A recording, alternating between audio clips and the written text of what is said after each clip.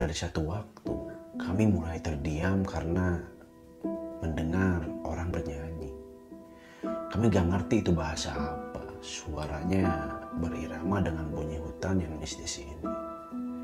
Bau jeruk dan kembang pun kecium. Ini hal yang gak wajar. Kami mencari sumber bunyi itu. Alangkah terkejutnya, gak ada tanda-tanda manusia di sumber bunyi itu.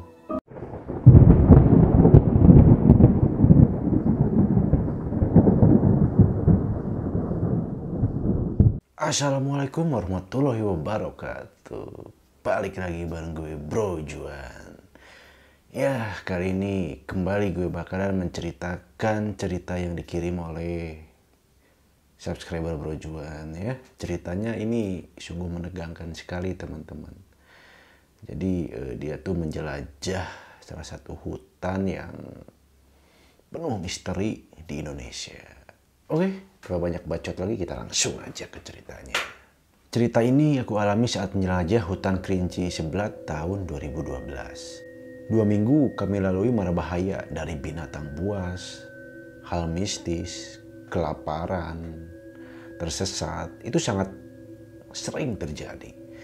Aku orang Sumatera Barat dan kampungku di pesisir selatan. Kenapa kami menjelajah? Ceritanya gini. Jadi awalnya tuh pemuda kampungku ada masalah pada kantor polsek setempat. Karena motor yang ditilang di depan pintu rumah, sungguh ini perilaku yang tidak etis sekali. Lalu pemuda menyusun rencana untuk demo dan terjadilah demo besar-besaran. Karena banyak warga yang kesal atas ulah atau tindakan polsek setempat. Demo tak terbendung, akhirnya dari demo menghasilkan kantor hancur, komputer dan alat-alat lain lebur. Tahanan pun banyak yang kabur pada malam itu. Paginya polisi dari Sumatera Barat semua turun cari pemuda di kampungku. Semua pemuda yang ada ditangkap, bersalah maupun tidak. Ini yang kami takutkan, suasana lagi panas-panasnya, semua hal bisa terjadi. Yang kami takutkan adalah ketika tidak bersalah lalu dipukuli atau ditahan. Polisi menggeledah semua rumah yang ada. Kami lari dari kediaman sembunyi untuk sementara. Dan kami memutuskan untuk berangkat ke Kerinci lewat jalur hutan. Kami akan lewati bukit dan lembah karena di jalur utama ada razia 24 jam pada waktu itu. Bunyi pistol bersahutan di udara mengerikan. Itulah yang kami rasa. Malam datang, kami menyiapkan alat-alat untuk bertahan hidup di hutan. Semua hal ya dari beras, alat-alat pancing, dan peralatan outdoor lainnya kami siapkan dan di sana kami akan benar-benar survive. Kayak film-film gitu, tapi ini memang di dunia nyata dan kami alami. Kami mulai berjalan pada malam itu. Oh iya, kami bertiga. Ada satu yang berumur 48 tahun. Bapak inilah petunjuk arah jalan kami di hutan. Bapak ini berpengalaman di hutan. Karena dulu beliau suka mencari garu atau gaharu di hutan. Garu atau gaharu ini adalah sejenis kayu mahal. Per kilo mengalahkan emas. Kayu ini disebut juga kayu dewa karena sangat susah mencarinya di hutan. Tapi kayu ini sekarang sudah banyak dibudidayakan. Menjelang masuk hutan, aku teringat pesan dari bapakku. Kejadian tahun 80-an di hutan Kerinci Seblat. Banyak orang yang mati dimakan harimau. Total yang aku tahu ada 7 orang meninggal secara sadis. Ada yang meninggal saat mereka mencari balok kayu. Di tengah perjalanan, mereka menemukan anak harimau di tepi sungai. Salah satu temannya mencuil anak harimau itu dengan kaki. Lalu, anak harimau itu menggerang seperti akan memanggil induknya. Semenjak itu, mereka pun diteror oleh induk harimau tersebut. Pada malam harinya, mereka tidur dibuat kayak camp tenda dari alas kayu dan beratapkan terpal ya. Lalu pada saat tidur, pada salah satu malam dari mereka tiba-tiba diterkam di leher, lalu diseret di semak-semak. Temannya semuanya panik dan memilih untuk pulang, dan warga sekitar pun yang pada keesokan harinya membantu untuk mencari temannya tersebut hanya menemukan tulang belulang yang tersisa. Dan ada juga cerita ini sekelompok orang yang cari garu atau gaharu sama rotan di hutan. Satu orang meninggal tapi dapat diselamatkan mayatnya oleh adik ipar dan temannya. Oh iya, di sekelompok orang ini ada adik ipar sama kakak iparnya yang cari garu atau rotan. Jadi yang meninggal adalah kakak iparnya. Jadi temannya yang lain gak bisa bawa jenazahnya pulang karena dalam ketakutan mereka pun akhirnya memilih pulang. Dan si adik iparnya ini gak tega lah ninggalin mayat si kakaknya. Lalu dia gantunglah di pohon dengan tali ya. Nah barulah digantung, harimau itu datang mau makan dia dan mayat kakaknya itu. Dengar sih cerita ini orang bertahan sampai 2 hari di atas pohon. Bawahnya ada harimau yang menunggu, yang ingin menyantap mereka. Harimau sempat memanjat, tapi dia sempat menebas si kaki harimau tersebut dengan parangnya. Dan harimau pun akhirnya nggak bisa memanjat lagi. Harimau tersebut pun hanya menunggu di bawah pohon, dan akhirnya mereka pun mendapatkan pertolongan dari warga dan tentara setempat. Sampai saat ini korban trauma berat gak berani lagi masuk hutan. Singkat cerita, kami masuk hutan, vegetasi mulai rapat dan lebatnya pepohonan, dan kami bertemu dengan 3 orang yang mau berangkat ke Kerinci juga. Ini orang bertiga termasuk buron polisi. Namanya tercantum karena ikut demo. Kami tak peduli lah.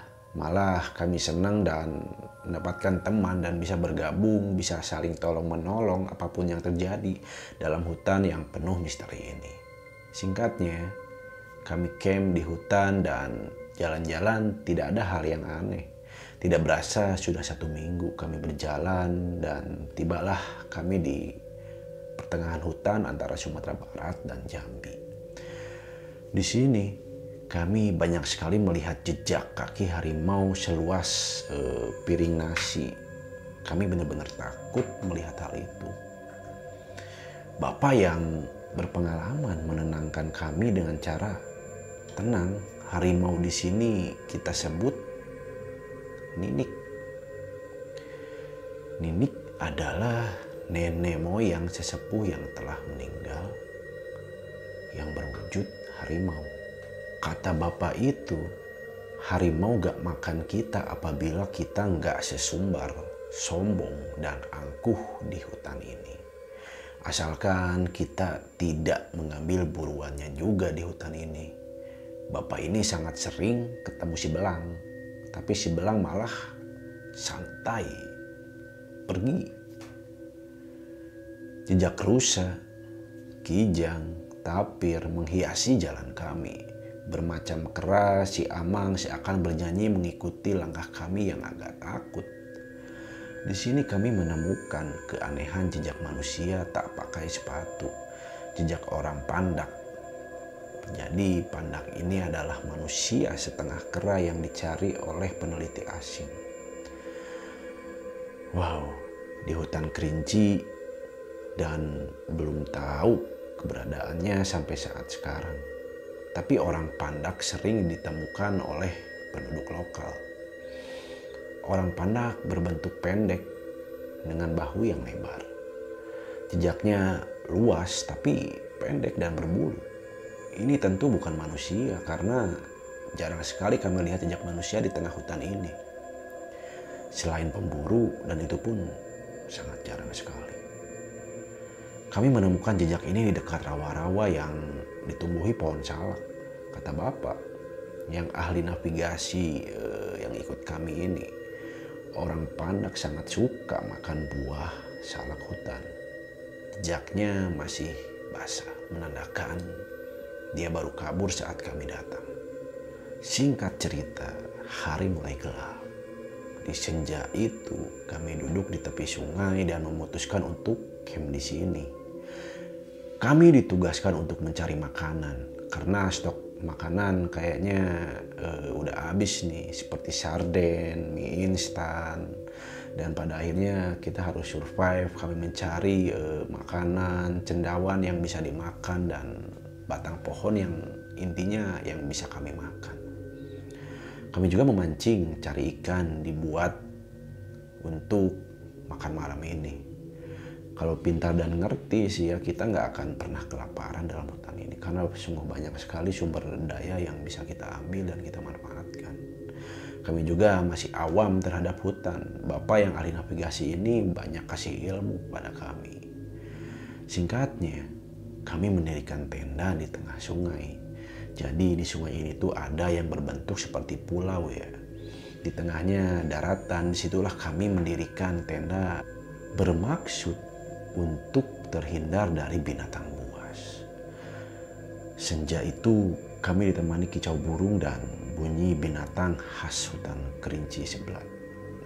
Dan pada satu waktu kami mulai terdiam karena mendengar orang bernyanyi. Kami gak ngerti itu bahasa apa. Suaranya berirama dengan bunyi hutan yang mistis ini. Bau jeruk dan kembang pun kecium. Ini hal yang gak wajar. Kami mencari sumber bunyi itu.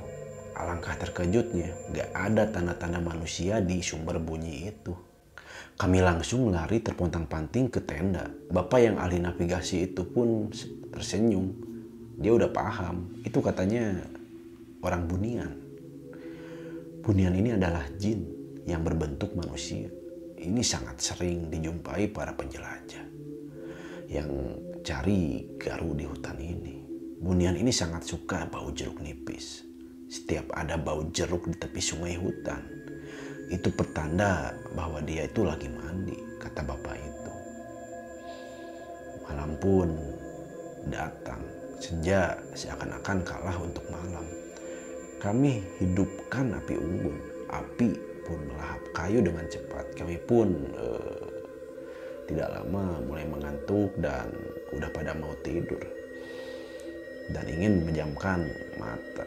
Tiba-tiba ada lemparan batu kerikil di tepi sungai sangat kencang. Seperti ditabur. Kami heran. Kami hidupkan senter tapi nggak ada apapun. Setelah itu kami pun tidur lagi. Kami masih positive thinking, mungkin itu ada buah yang jatuh atau apa ya. Dan lemparan itu datang lagi sangat kencang. Dan itu terjadi ketiga kalinya. Sepertinya ini makhluk yang gak boleh kami tidur pada waktu malam itu. Setiap api mau padam, lemparan itu datang kembali. Kami merinding dan terdiam pada malam itu. Ditemani percikan air, bunyi binatang pada malam hari, ciri khas hutan lindung kerinci. Kabut mulai menutup sudut pandang kami. Bayangkan betapa mistisnya pada malam itu. Kami buatlah aturan, harus ada yang jagain api pada malam itu dan gantian. Mata mau terpejam, teman yang jagain api, tiba-tiba dia kerasukan. Dia seperti harimau, kadang juga berbicara. "Kalian ngapain di sini?" katanya. Kami jawab, kami niat baik, hanya ingin menumpang lewat. Lalu dia itu mengamuk seperti harimau dan kami pun panik.